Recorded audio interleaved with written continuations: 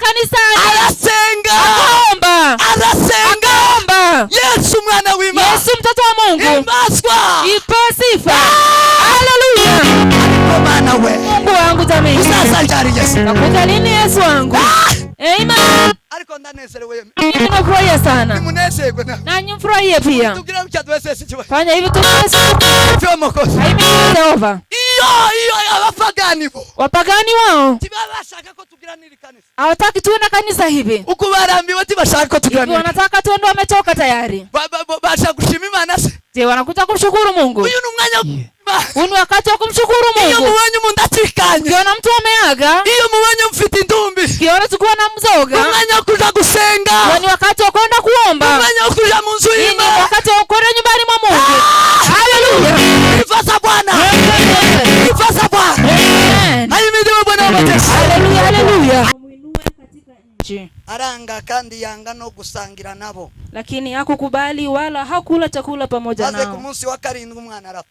Ikawa siku ya 7 yule mtoto akafa. Abagaragu ba Daudi batinya kumubwira, na watumishi wa Daudi wakaogopa kumwambia umwana yapfuye, ya kuwa mtoto. uko bibwiraga bati, maana walisema ese ugo twavugana nawe umwana akiri muzima atumve. Angalieni, yule mtoto alipokuwa angali hai tulisema naye asitusikilize. Birachuki umwana, basi hata zidi kusijisumbua tu tukimwambia kuwa mtoto amekufa. Narushaho kuyica nabi, ari burusheho kuyica nabi. Maze Dawidi abonye ko abagaragu be bongorerana, lakini alipoona kuwa watumishi wake wananongonezana, amenyeraho ko umwana apfuye. Daudi alitambua kuwa mtoto amekufa. Abasa abagaragu be ati, basi Daudi akauliza watumishi wake, ese umwana arapfuye? Je, mtoto amekufa? Baramusubiza bati arapfuye. Nao wakasema amekufa. Uko Dawidi arazuka ariyuhagira ariwezura, ndipo Daudi paka mafuta, yambara indi myambaro, akabadili mavazi yake, aherako aja mu nzu y'Uwiteka arasenga, akaingia nyumbani mwa Bwana akasali, avayo aja mu nzu ye, kisha akaenda nyumbani kwake. Nuko aho ashikiye bamuzanira ibyo kurya, na alipotaka walimwandalia chakula, aho yishake bamuzanira ibyo kurya, ararya naye akala. Maze abagaragu be baramubaza bati, watumishi wake wakamwambia, ivyugize ivyo ni biki? ni neno gani hili ulilolitenda? Wirije ubusa uririra umwana akiri muzima, ulifunga na kulia kwa ajili ya mtoto alipokuwa hai, ariko none umwana amaze gupfa, lakini mtoto amekufa, urahaguruka uja kurya? uliinuka ukala chakula. Arabasubiza ati, akasema hivi, umwana akiri muzima niyirije ubusa ndira, kuko nibwiraga nti ntawubizi ari Uwiteka yangirira imbabazi agakiza uwo mwana. mtoto alipokuwa hai nalifunga nikalia, kwa maana nilisema, ni nani ajua ya kwamba Bwana atanihurumia mtoto apate kuishi? Ariko none amaze gupfa, lakini sasa amekufa, ndiriza iki ubusa? nifungie nini? Mbese nabasha kugarura kumugarura? Je, naweza kumrudisha tena? Nzajaho ari, mimi nitakwenda kwake, ariko iwe ntabwo azagaruka hondi, lakini yeye hatanirudia mimi. Maze Daudi ahumuriza umugore we Batisheba, naye Daudi akamfariji Bathsheba mkewe, atahiwe bararyamana, akaingia kwake akalala naye. Bukeye babyara umwana w'umuhungu amwita Salomo, na akazaa mwana akamwita jina lake Sulemani. Uwiteka aramukunda, amen. Naye Bwana akampenda, amina. Rangirize mu butumwa bwiza Paulo yandikiye Abakorinto, rwandiko rwa mbere. Tunamalizia kwa waraka wa kwanza wa Paulo kwa Korintho,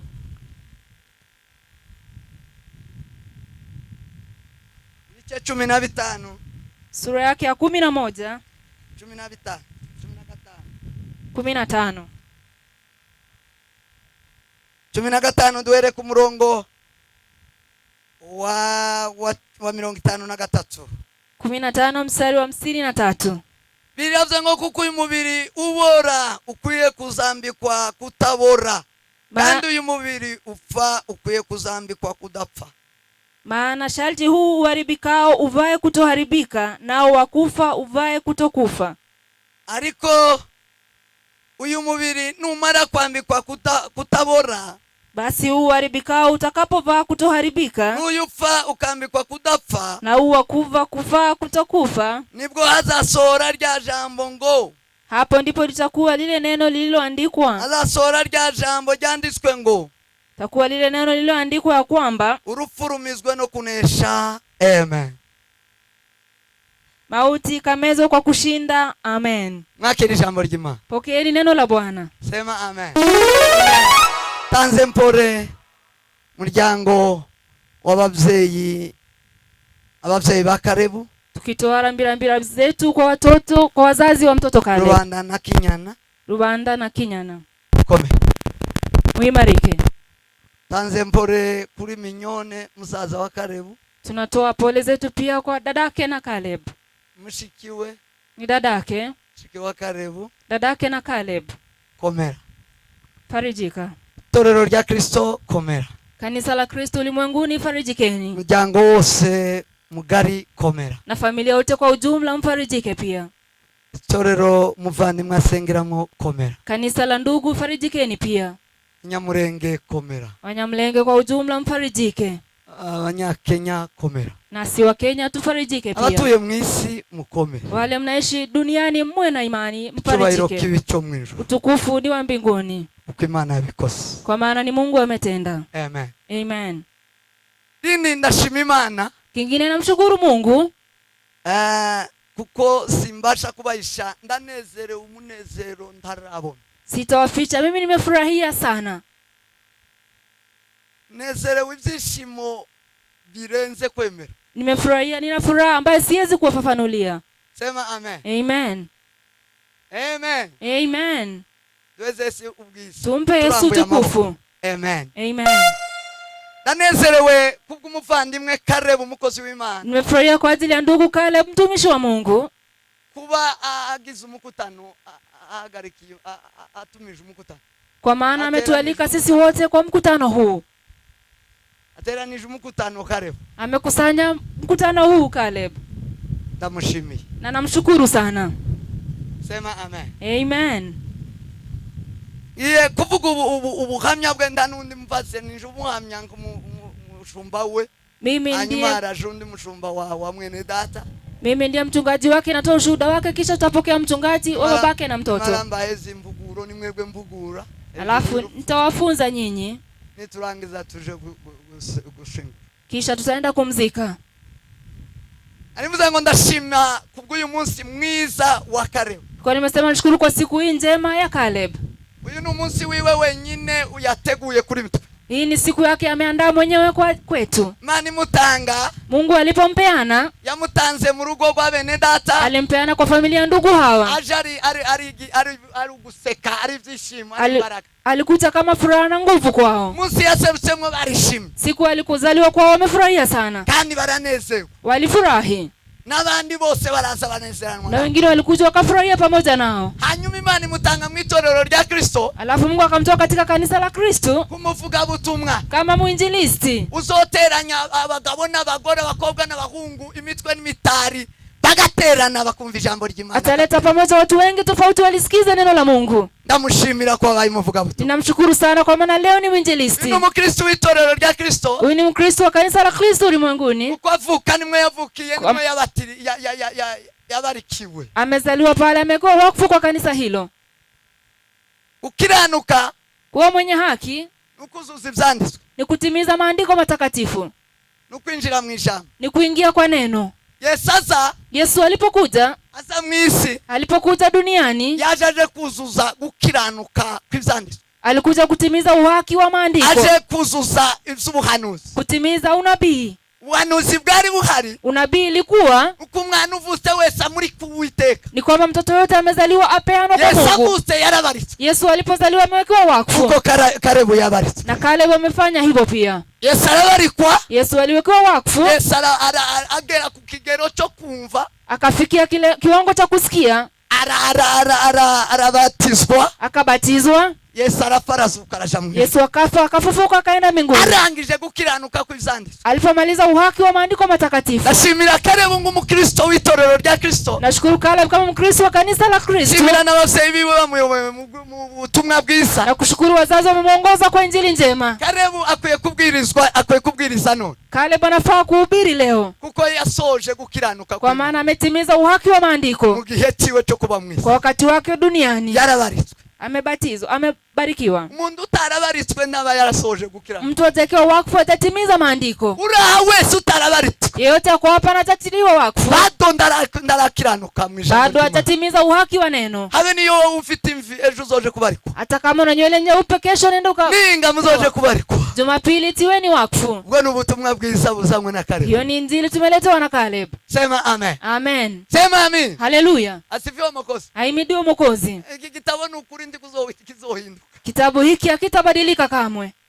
Utarabaritswe kama utekewa wakfu ntabwo urasoza gukiranuka. Utatimiza uhaki. Ariko Kalebu yasoje gukiranuka. Lakini Kalebu ametimiza hayo. Arabarikwa. Amewekwa wakfu. Aramurikwa. Amepeanwa kwa Mungu. Amurikirwa Uwiteka. Amepeanwa kwa Mungu Baba. Kuko ariyo yaravuye. Kwa maana alikuwa ametoka huko. Nani muumugisha. Mungu akampa baraka. Kalebu abaho ari Kalebu. Akaishi kama Kalebu. Ari umuvugabutumwa mu itorero rya Kristo. Akiwa mwinjilisti katika kanisa la Kristo. Bigaragaye none. Imefahamika leo. Arangije uivugabutumwa jiwe. Amemaliza injili yake leo. Imana imuhiruhukiro rye. Mungu ampe pumziko njema. Yabe. Ya watakatifu. Ubwo buhamya bwiwe n'umukristo. Hiyo ndio ushuhuda yake kama Mkristo. Wavuga ubutumwa none bwanyu. Anahubiri leo. Wabahamagajwe mwese mwahamagajwe n'Imana kugira ngo mwumve ubutumwa. Ninyi wote umeitwa na Mungu msikie injili hii ya Kalebu. Sema amen. Amen. Sema amen. Haleluya. Namushimira cyane. Ninamshukuru sana. Kalebu uyu asa. Kalebu alipokuja twarasenze. Tuliomba sana. Twasabye Imana ko yoheza ababene data umwana. Tuliomba Mungu awape wazazi wa mtoto. Agize amasengesho menshi na nyina nje ubwanje. Mimi na mamake tumeomba muda mrefu sana. N'abandi benshi mwitorero. Na wengine wengi kanisani. N'abandi wa pastor. Na wengine wachungaji. Imana itwemerera ko iduhaye umwana. Mungu akakubali ametupatia mtoto. Zatinze Imana iramuduha. Ili kawia lakini Mungu akampeana. Turamubona. Tukamuona. Kalebu alipokuja arwaye nanone. Alikuwa ni mgonjwa tena. Twarasenze. Bado tuliomba tena. Ariryo jambo ngiye guhumurizamo bene data. Ndio nataka kuwafariji nalo leo. Sema amen. Amen. Sema amen. Haleluya. Mkristo ni mwiza kuko amaherezo yiwasaba meza. Ni mzuri kwa maana mwisho wake ni mzuri. Balamu na Balaki munsi bagambaniye Israeli. Siku wamepanga kuharibu Misri, Egypt. Israeli. Abanyisraeli. Watoto wa Israeli.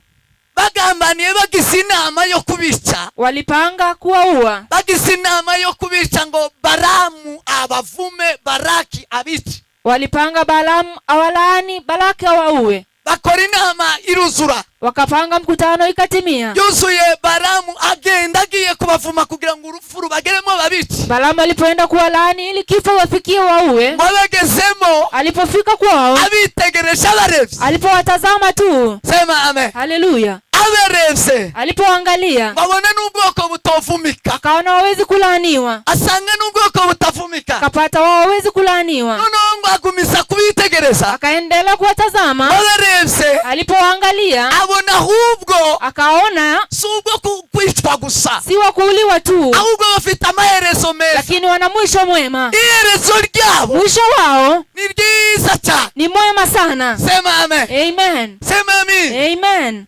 Arifuza aravuga ngo. Akatamani akasema. Bicyamba ngagira urupfu rw'abakiranutsi. Natamani kuona kifo kama wenye haki. Kuko urupfu rwabo si rw'abapfu b'abapagani. Kwa maana kifo wao si kama wapagani. Urupfu rw'abapagani n'urw'abakiranutsi biratandukanye. Kifo wapagani na wenye haki ni tofauti sana. Sema amen. Amen. Sema amen. Amen. Kubera amaherezo yabo. Kwa maana ya mwisho wao. Amaherezo yabo twese turyamye hano. Sisi wote tunalala hapa. Aba bazaryama hano kimwe. Watalala hapa sawa sawa wote. Ariko mwizuka. Lakini kwa kufufuka. Daniel aravuga ngo bamwe bazazukira gukorwa n'isoni. Daniel akasema ngiyo watafufuka kuaibika. Abandi bazukira ubugingo bwo. Wengine uzima wa milele. Nico gituma turimo twishima tuburangije. Ndio maana tunafurahia tukitazama huko. Tutarabugeramo. Hata kama tutafikia huko. Ariko iyo turi muri Kristo Yesu. Tuko ndani ya Kristo Yesu. Tuzatuburangiza. huwa tunatazama huko. Sema amen. Amen. Iyo turi muri Kristo Yesu, tukiwa ndani ya Kristo Yesu, turaburangiza, tunatazama mwisho huo, bigatuma twishima, nasababisha tufurahie. aravuga ngo icyampa Akawaambia nini ningetamani urupfu rwabo, kuwa na kifo kama yao. urupfu rwabo, Kifo chao basababwiriza, huwa wanahubiri. sema amen. Amen. Kalebu arabwira, Kaleb amehubiri leo. urupfu rw'abakiranutsi, Kifo ya wenye haki,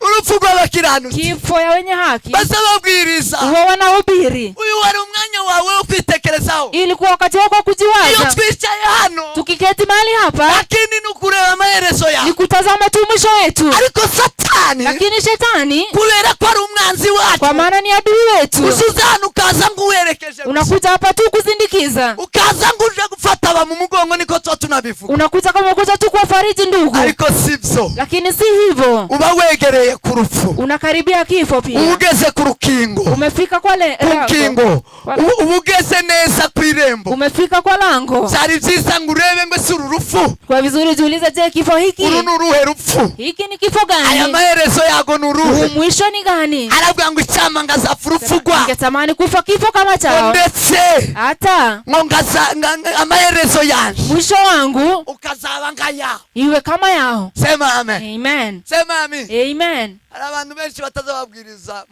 mu mvuza. Tuna watu wengi sana awahubiri katika kifo chao. Twaburi cyo tubavuga, hari abasaza, Hata ni wazee wengine, hari abagore bakuru, hata wamama wazee wakongwe, tibabwiriza, lakini hawahubiri. gusa twopfundikira. Tunaweza funika Ariko tu, uyu nguyu, lakini huyu hapa, uyu ari mu gituza cya Abrahamu, huyu yako kwa kifua cha uyu ari Abrahamu, kumwe n'abera, huyu yako pamoja na bila watakatifu, shaka ari mu bwami bila bw'Imana. shaka katika ufalme wa mbinguni. Sema amen. Amen. Sema amen. Amen. Icyo Dawudi yavuze, Yo Daudi akasema, Dawudi arasenga, Daudi akaomba, asengera umwana we, akaombea mtoto wake, ariyiriza, akafunga, araryama hasi. kalala chini. Ndabizi ko baryamye hasi basengera Watu Imana. wamelala chini wakimwombea mtoto huyu. Maombi narabimenye, Haya maombi nimeyajua. bagiye mu maombi baje gusengera umwana, Wametoka kwa maombi kumwombea mtoto. twaramusengeye cyane, Tumemwombea sana pia. barasenga. Wakaomba. Usenga Kuomba kikobuza umuntu kuja mu bwana, hawezi kosa mtu, kusababisha mtu asiende kwa ufalme. twese cyubahiro.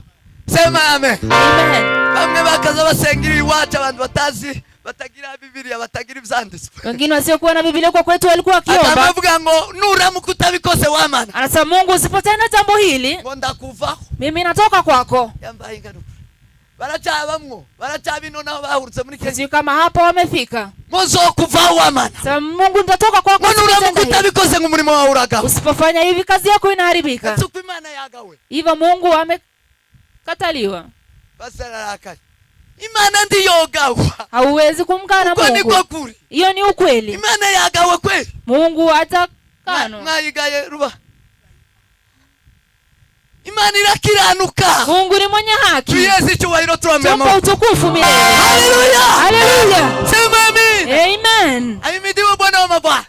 Daudi wari waruzuye igitabo, Daudi alikuwa amejazwa na neno. Daudi wari waruzuye ivyanditswe Alikuwa vyera, amejaa maandiko matakatifu. waruzi ivyanditswe vyera. Alikuwa anajua maandiko. Umwana ngo agere ku munsi wa karindwi, Mtoto alipofika siku ya 7, umwana aracikana nguko twasomye. akaaga kama jinsi tumesoma. Bamaze gucikana, Alipoaga dunia, hari ibintu yazamujemo kubera kuna mambo igitabo. imekuja ndani yake. Hari ibigomba kuza umwana acikana, Kuna mambo inafaa kuja kwa mtoto hari akiaga. ibigomba kutubamo. Mambo inafaa kuja ndani. Haleluya, Haleluya. twese icyubahiro. Tumpe Yesu utukufu. Asifiwe Bwana wa mabwana. Ahimidiwe milele. Ni byiza ko dusengera Ni abantu, vizuri kuombea watoto. dusengera abarwayi, Tuombee hata wagonjwa. senga cyane, Omba sana. unama cyane, Omba. ryama, Lala chini. reka kurya, Wacha kula. ni sawa, Ni sawa kabisa. akire cyangwa ndakire. Apone asipone, Ntabwo wakoze iby'ubusa, haujafanya kazi bure. ntabwo watakaje umwanya. Haujapoteza muda wako. Oyaye, Hapana. sema amen. Amen. Twese icyubahiro.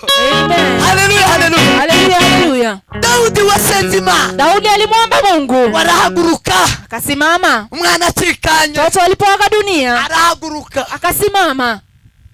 abapagani iyo umuntu apfuye, wapagani mtu akiaga dunia dutandukanira ku bintu bitatu ndagira ngo mibabwire. Sakana mambo tatu wanatutofautisha. Mara wigera urebe ahuri. Alafu jichunguze uko wapi. Sema amen. Amen. Sema amen. Amen. Iyo tugeze muri ibi bihe, tukifika kwa nyakati hizi, iyo tugeze muri uyu mwanya, tukifika kwa muda kama huyu, Abakristo wa Kristo hanga utofauti. Ni hapa kuna utofauti. Sema amen.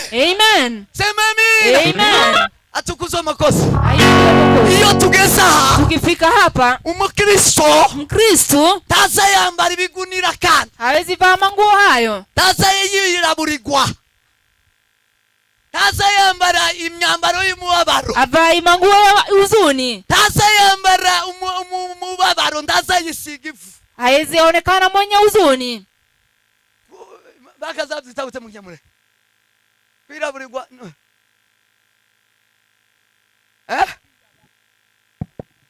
Gucurura. Kwiraburigwa. Hajipaka jibu kuonyesha huzuni. Ukerekana umubabaro. Unaonyesha huzuni. Akambara neza. Nafaa kuvaa vizuri. Anavaa vibaya wakati huo. Akambara nabi. Anavaa vibaya. Agaragaza umubabaro. Ili aonyeshane huzuni aliyonayo. Anahuzunika. Agatongana. Anapiga kelele. Uzutonganya urupfu. Unaweza tu kupiga kelele kifo. Utonganya nde. Apigia nani kelele? Usamwambarira nde. Mbona mnavaa manguo mabaya? Abakristo. Wakristo. Afite igitabo. Waliona neno. Afite ivyanditswe. Maandiko matakatifu. Basabambara. Wanavaa. Basaboga. Wanaoga. Bakisiga. Wanajipaka mafuta. Wanavaa vizuri. Haleluya. Haleluya. Mugitondo naranezerewe cyane nari mwihutuma. Nimefurahia sana nikihudumia. Yakuza guherekeza Karebu. Yakuja kuzindikiza ndugu. Umugore mugitondo. Kuna mama asubuhi. Namubwira ngo ndambara neza. Mwambia mimi navaa vizuri. Anambwira ngo ejo wari wambaye neza. Kanambia jana ulikuwa umevaa vizuri. Ndamubwira ngo yeye ndambara ukundi. Kanambia leo navaa tofauti. Ndambara neza. Navaa vizuri. Ndambara neza. Navaa vizuri. Perekeje umukozi w'Imana. Zindikiza mtumishi wa Mungu. Mvuga butumwa mwiza. Mwinjilisti mzuri. Sema amen. Amen. Twese cyubahiro. Haleluya. Amen. Haleluya. Haleluya.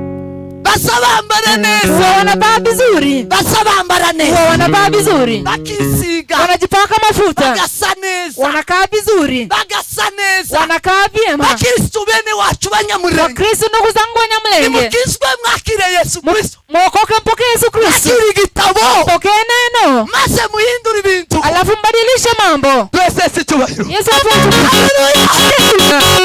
Amen. Duhindure. Mbadilishe. Abantu bibaze ngo saba ni bande. Watu wajiulize hawa ni kina nani? N'abakristo. Wakristo n'abantu badasanzwe. Ni watu wasio kawaida. N'abantu bagomba kubazwa. Ni watu wanafaa waulizane hawa ni kina nani? Bariya ni bande. Je, wale ni kina nani? Abe no mwijuru basabasa ngo bariya ni bande. Mbinguni watauliza hawa ni kina nani? Kubera ubwiza tuzaba dufite. Kwa maana utukufu tutakuwa tumevaa. Ubwiza butangaje. Utukufu wa ajabu. Nibabwiye uheruka. Niliwaambia juzi. Ntabwo turabona ubwiza bwa Kristo. Hatujaona utukufu wa Kristo bado. Ubwiza bwa Kristo tiburaza. Bado hatujaona. Uzaza ku munsi wa nyuma. Takuja ile siku ya mwisho. Uzaza umunsi tuzova twese mu ruhu. Siku zote tutatoka kwa kifo. Twese tuzamutse. Wote tukipaa juu. Twambaye kudafa. Tukivaa kutokufa. Tuzaba dufite ubwiza. Takuwa na utukufu. Yesu bwifuzwa nabo mwijuru. Tatamaniwa na watu wa mbinguni. Bakazabasa ngo bariya ni bande. Takuwa naulizana je hawa ni kina Mese nani? bariya ni bande. Je, wale ni kina nani? Bariya ni bande. Je, wale ni kina nani? Twese cyubahiro. Yesu apewe sifa. Haleluya. Tuzabayowe. Aishi huko. Asifiwe makosi. Ahimidiwe Jehova. Ahimidiwe Bwana wa mabwana. Haleluya, haleluya. Atukuzwe. Amen. Icyambere. Cha kwanza Nukwambara neza. kuvaa vizuri. Akazi kaba gashojwe neza. Kazi umeitimiza vyema. Iyo umuntu apfuye Mtu akifariki cyangwa kabaho ama aishi biraresha kuba Kristo. ni sawa kwa Kristo. Paulo aravuga ngo Paulo akasema hivi, ngo kubaho. kuishi kwangu. Sema amen. Amen. Ninguma kubaho. Kiendelea kuishi Ni byiza. ni faida. Kandi ni imfana. Tena nikifa Zabasanze umwami wacu. takuwa nimemkuta mfalme Yesu. Nacho bitwaye. Nayo ni sawa pia. Sema amen. Amen. Sema amen. Amen. Yo baravuga ngo wampamagara nakwita. Sema ukiniita mimi naitika. Biraresha. Ni sawa kwangu. Cyo gituma umuntu apfuye. Ndio maana mtu akifariki Bambara neza. wanavaa vyema. Mwanditsi yaranditse. Mwandishi akaandika. Aravuga ngo ni umwami wapfuye wabapfuye n'abazimu. Kasema ni mfalme waliokufa na walio hai. Jewe na Kalebu tuwacha afite umwami umwe. Mimi na Kale mtumishi, turacyari mfalme ni mu mwami. mmoja, mfalme wetu ni mmoja, Umwami umwe. mfalme ni mmoja. Sema amen. Amen. Sema amen. Haleluya. Kubera ko Kristo Kwa maana Kristo ari we muri nje ndiho, ndiye wa mimi niko hai, nawe ni we muri we aryamye. tena ndani yake kama amelala ni yeye. Sema amen. Amen. Umwami ni umwe. Mfalme ni mmoja tu. Sema amen. Amen. Icyo ni igisubizo cy'Uwiteka. Hiyo ni jibu ya Mungu Baba. Icya kabiri, Kitu cha pili, abera bazabatandukanaho n'abisi. tofauti ya watakatifu na watu wa dunia. Ngo muri bo Ndani yao mwanditsi yaranditse ngo bagira inzira zije Siyoni. mwandishi alisema wana njia za kuelekea Sioni. Mitima yabo Mioyo yao inzira ziri ni Siyoni. njia za kwenda Iyo Sioni. abyutse, Akiamka, iyo ahagurutse, akisimama, iyo agiye, akitembea, kandi azayerekera. hakuna mahali pengine anaelekea. Azayerekera ku ikanisa. Anaelekea tu kanisani. Azaja gusenga. Anaenda kuomba. Dawudi umwana Daudi acikanye, mtoto ngo alipoaga, yagiye mu rusengero, alienda kanisani. arasenga, Akaomba. arasenga. Akaomba. Yesu umwana w'Imana, Yesu mtoto wa Mungu. himbazwa. Ipe sifa. Haleluya. Ariko Mana we, Mungu wangu jamani. uzaza ryari Yesu? Nakuja lini Yesu wangu? Amen. Ariko ndanezerewe. Mimi nimefurahia sana. Nimunezerwe na. Nanyi mfurahie pia. Tugira mcya twese kibaye. Fanya hivi tu Yesu. Fyo mokozi. Haimi Jehova. Iyo abapagani bo. Wapagani wao Tibabashaka ko tugira niri kanisa. hawataki tuende kanisa hivi. Uko barambiwe tibashaka ko tugira Hivi niri. wanataka tuende wamechoka tayari. Basha gushima Imana se. Je, wanakuja kumshukuru Mungu? Uyu ni umwanya. Huu ni wakati wa kumshukuru Iyo Mungu. mubonye umuntu acikanye. Ukiona mtu ameaga, Iyo mubonye mfite indumbi. ukiona tukiwa na mzoga, Umwanya wo kuja gusenga. huo ni wakati wa kwenda kuomba. Umwanya wo kuja mu nzu Hii ni y'Imana. wakati wa kwenda nyumbani mwa Mungu. Haleluya. Ifasa Bwana. Ifasa Bwana. Amen. Ayimidi Bwana w'amatesi. Haleluya, haleluya. Arasenga. Akaomba. Arasenga. Akaomba. Yeye yagiye mu nzu y'Imana Alienda nyumbani mwa Mungu. arasenga. Akaomba. Arasenga. Akaomba. Bagaruke Aliporejea, bitangaza bene abiwa. watumishi wake wakashangaa. Birabatanga. Wakashangaa sana. Birabatangaza. Wakashangaa. Baratanga. Wakashangaa zaidi. Aravuga ngo ibi ni bikugi. Kajiuliza, hivi nini umefanya? Ibi ni bikugi. Hii nini umefanya? Sema amen. Amen. Vuga ngo amen. Amen. Ibi ni biki. Je, nini hiki umekifanya? Ibi ni biki we. Nini umefanya Daudi? Sema amen. Amen. Arababwira ngo cyambera akazi karangi. Kwambia kitu cha kwanza, kazi imeisha. Ibyo bigomba kumpesha kwambara neza no gusenga. Hiyo nafasi walisha nivae vizuri nimshukuru Mungu. Icyaka biki. Kitu cha pili, Uyu mwana ho yagiye. huyu mtoto mahali ameenda, Jewe ndaha. mimi napajua. Muzikiza kitubabaza cyane. Mnajua nini natuhuzunisha sana? Tuba tuzi uyu mwana yagiye. Hatujui mahali mtoto ameenda. Tuba tuziyo ababage. Hatujui watu wanakwenda wapi. Cyanejeje cyane. Kilichonifurahisha sana ndugu, Namenye yo Kalebu yagiye. nimejua mahali Kaleb ameenda. Kalebu namubonye yagiye. Kaleb nimeona mahali ameenda. Namurangije. Mimi nimemtazama. Musi umwe nareretswe. Siku moja nimepata ufunuo. Ndakunda kumuvuga umugabo bita Mutwaza. Kuna mzee anaitwa Mtwaza, napenda kusema. Ndamurangiza Mutwaza. Nikamtazama Mtwaza. Bana abantu babiri baza kumutwara. Watu wawili wanakuja kumbeba. Nabonye abagabo babiri barebare. Niliona waume wawili warefu. Bari bafite inkoni. Walikuwa na Bari bafite inkoni bose. kwa watena upanga. Ndabarangiza nzanerekwa rimwe na rimwe. Mimi nimepata ufunuo. Ndabibona neza. Mimi nikaona haya vizuri. Njewe nguyu. Mimi ninaongea. Ndangiza abantu babiri. Nikatazama watu wawili. Baraza. Wakaja. Ngo baze gucyaho yarari. Walipofika mahali alikuwa. Ahagarara hagati yao. Kasimama Akiruhande rw'undurundi. kakaa katikati. Wamare baramuhagurusa aho yarari. Wakamsimamisha mahali alikuwa. Wamare kumuhagurusa. Walipomsimamisha, ndimo mbareba. mimi nikiwaangalia tu. Barahindukira barandeba. Wakageuka wakaniangalia wote wawili. Barambira ngo Mutwaza turamujana. Kamia Mtwaza tunaenda naye. Tugiye kumwambutsa iriya nyanja. Tunamvusha mto ule. Naza nyirangiza ngarangiza ngatanganika. Nilikuwa naona kama Tanganyika mbele. Omane ndababwira ngo si hariya muramukisha he. Afrika utampitisha wapi pale? Para amazi gusara inyanja. Sinaona tu ni maji tupu. Pambugana nabo hariya mu kibenga. Nilikuwa nazungumza nao pale. Mondangiza arama arasubiza. Alafu wakanijibu wakaniambia. Arambwira ngo tumye twaje. Ndio sababu tumekuja. Turamujana. Tutambeba. Turamuhurusa. Tutamfikisha huko. Turamufogereza ruwarusi. Tutapitia kwa mto huo. Twambuke. Tuvuke ngambo ile. Turamushitsa neza. Tutamfikisha salama. Wamarembo nako batera intambwe. Nikaona wamepiga hatua. Intambwe zabo naza nzibona. Hatua zao nilikuwa nazihesabu. Mbona neza ko bagera ku ruzi kuri iyo nyanja. Nikaona wamefika kwa mto huo. Ibirenge byabo ndabibona ni cyamutwaza. Nyayo zao nikaziona chini. icyamutwaza kiri hagati, ya mtwaza ilikuwa katikati, nabo bari ruhande, na walikuwa kando barinjira kando, mu mazi. wakaingia kwa maji. Binjiye mu mazi, Walipoingia kwa ile maji sinasubiye kubabona. sikuwaona tena. Asu ijwi, Wakuja sauti, Imana irambwira ngo mutwaza Mungu akaniambia mtwaza azapfa ku munsi wa kabiri, atakufa siku ya pili, itariki zibiri, tarehe 2 munsi wa za mu gitondo. Jumanne saa 2 za asubuhi. Nuko Ni hivyo baragenda, wakaenda, mandababuze na ya sauti irakize, nikawakosta na sauti ile ikanyamaza. ndababwira Kawaambia abo twari turi kumwe mu gitaro, wale tulikuwa pamoja kwa ibada hiyo, ndababwira ngo Imana irambwiye ngo uyu mugabo aragenda. kwa Mungu ameniambia mume huyu ataenda, Mbonye n'abamujanye, na nimeona wale wamembeba, azogenda neza. ataenda vizuri.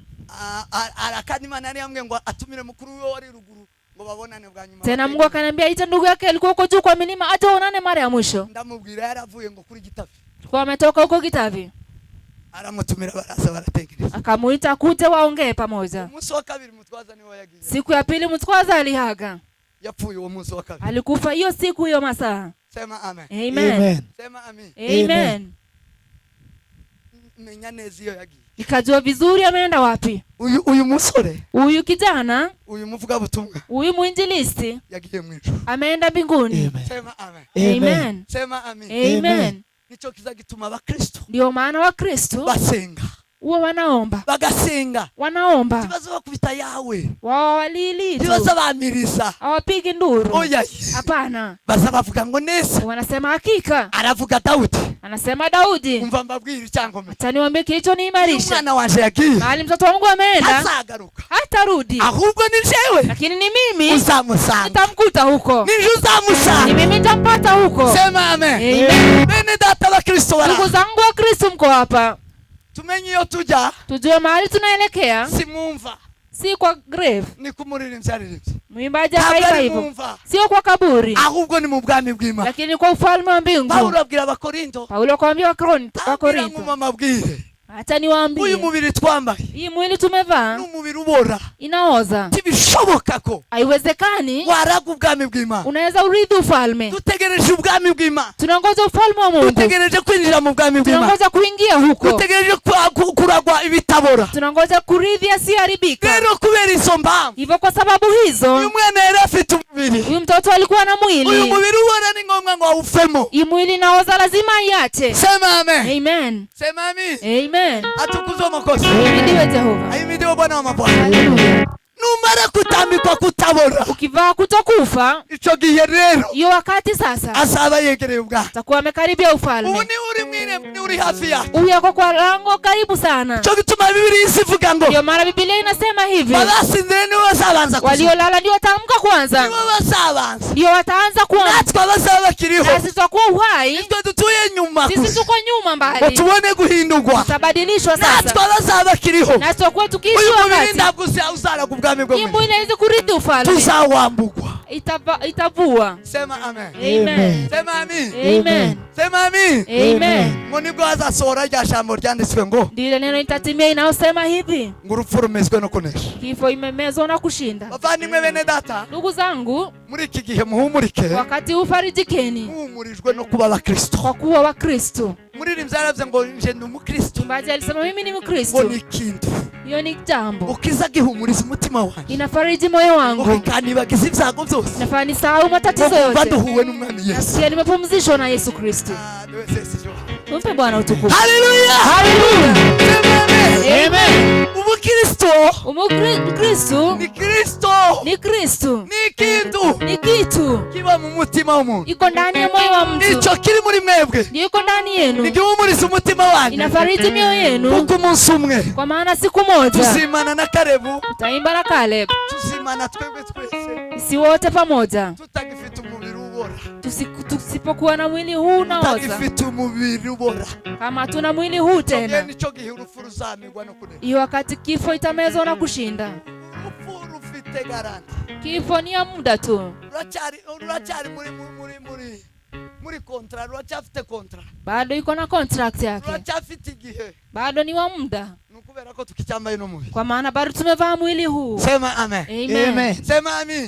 Amen. Sema amen. Amen. Ariko twese nitumara kwambuga umubiri ubona. Lakini sisi wote tukivua mwili huu unaharibika. Nibwo rya jambo rizasohoka. Lile neno litatimia. Icyo mbabwiye rero. Kinawaambia sasa Abakristo. kama Wakristo. Reka ubukristo aribwo buduhumuriza. Ukristo utufariji. Sema amen. Amen. Sema amen. Amen. Atukuzwe umukozi. Amen. Ukristo ni buduhumuriza. Ukristo utufariji. Turatandukana n'abapagani. Tutakuwa tofauti na wapagani. Nakiri jambo ry'Imana. Pokeeni neno la Mungu. Imana ibahumugisha mwese. Mungu ape baraka nyingi. Reka dusenge. Tatuombe. Hanyuma abandi bakurikizeho. Wengine wafuate. Hanyuma tuzoje gusezera kumushingura. Na tutaenda kumzika Caleb. Mwami Yesu Kristo wa Nazareti. Mfalme wetu Kristo wa Nazareti. Ndagushima Mana. Nakushukuru Mungu. Ndagushimira kuko. Nakushukuru kwa kuwa iyo abakristo bageze kuri umntambwe. Wakristo wakifika kwa hatua hii. Duhinduka tugasa nawe. Tunabadilika tunafanana nawe. Tugatandukana n'abapagani. Tunatofautishwa na wapagani. Ico gihe ngo tugira umunezero utavugwa. Wakati tunafurahi sio na kipimo. Muririmbyi yararimbye. Mwimbaji aliimba. Aravuga ngo iyo ngeze ku ngingo y'urupfu. Sema nikifika kwa kifo. Ngeze ku nkingo nikifika kwa mwisho uzagira umunezero wanakuwa na furaha nyingi umunezero utavugwa furaha siwezi kusema umunezero utavugwa furaha isiyosemeka aba Yesu wale wewe bishimira ibihe ngibi wanafurahia nyakati kama hizi kuko bazi neza maana wanajua vizuri urupfu rwahindutse irembo kifo imekuwa lango urupfu ndirukwitimira bera kifo imeziwa takatifu urupfu ndirukibaherana kifo haiendi nao milele ikuzimu ndikuzabaherana kuzimu haitaishi nao milele imva ndizabaherana haitaishi nao milele kubera izo mpamvu kwa maana hizo sababu tuzagira umunezero kuwa na furaha tuzatugira umunezero utavugwa tunafurahia sana muri uwo munezero hiyo furaha tukambara neza tunavaa vizuri tukasenga tunaomba tukaba turatandukanye tunakuwa tofauti n'abapagani kubera ko tuba tuzi neza tunajua vizuri iyo tujya hali tunaenda ibwami kumana kwa Mungu kwa ufalme ijuru kumana mbinguni kwa Baba yetu izina ryawe rihabwe icyubahiro tukuzwe ko dufite ikiduhumuriza tuna faraja Mwami Yesu si amagambo y'abantu Bwana Yesu si maneno tu ya watu abandi bafushije si wengine wamefiwa pia hapana ikiduhumuriza kinatufariji ni ijuru ry'abera mbingu la watakatifu barizabamwo dusugiye takuwa wakati huo batagutandukana ukundi hakuna kutengana tena ico gihe tuba turi kumwe na Caleb tudatandukana bila kutengana iyo si nziza niyo twishimira iyo ndio tunafurahia kandi niyo dutegereje twese ndio tunangoja sisi wote umurisha iyi mitima fariji mioyo hii kubereka ijuru kwa maana mbingu kubahishurira ijuru ry'abera onyesha mbingu ya watakatifu kubahishurira Mwami onyeshe Mungu Baba indirimbo z'urufaya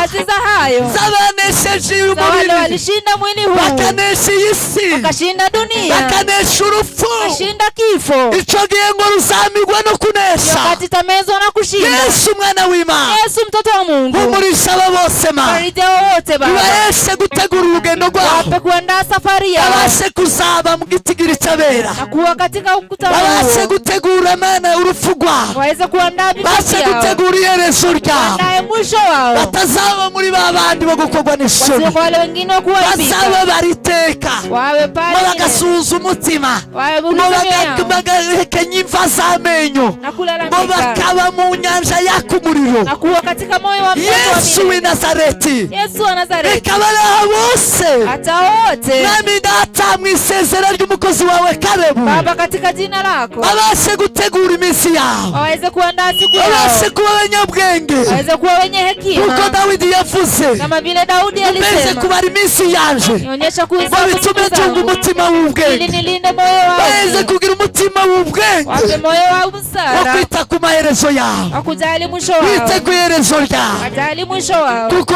uyu Caleb kwa maana Caleb abashe kugera ku iherezo rye amefika kwa mwisho wake izina ryawe rihabwe icyubahiro kubw'uyu munsi jina lako litukuzwe kwa siku mu izina hii rya Yesu Kristo tusende katika twizeye jina la Yesu Kristo tumeomba na kuamini amen amen Mungu